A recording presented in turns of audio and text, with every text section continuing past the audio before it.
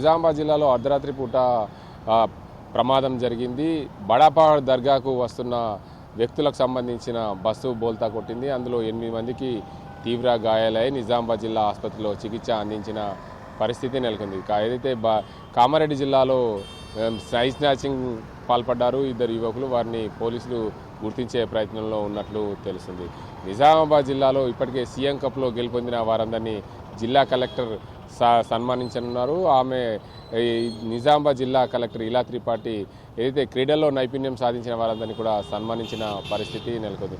నిజామాబాద్ వ్యవసాయ మార్కెట్లో ఈనాం 2.0 వల్ల అనేక ఇబ్బందులు ఎదురవుతున్నాయి. రైతులు అనేక ఇబ్బందులు ఎదుర్కొంటున్న పరిస్థితి నెలకొంది. ఖచ్చితంగా 2.0ను రద్దు చేయాలి. జిల్లాకు సంబంధించిన రైతులందరూ ఇబ్బందులు పడుతున్న పరిస్థితి ఉంది. పసుపు రైతులకు ప్రధానంగా ఫోన్ నంబరు, ఓటీపీతో పాటు బ్యాంక్ అకౌంట్ వీటన్ని తీసుకోవడం వల్ల అనేక ఇబ్బందులు ఎదురుతున్నాయి. దానికి సంబంధించి బ్యాంకు పాస్బుక్ను కూడా అప్లోడ్ చేయాల్సి వస్తే అనేక ఇబ్బందులు ఎదురవుతాయని చెప్పి రైతులు ఆవేదన వ్యక్తం చేస్తున్నారు.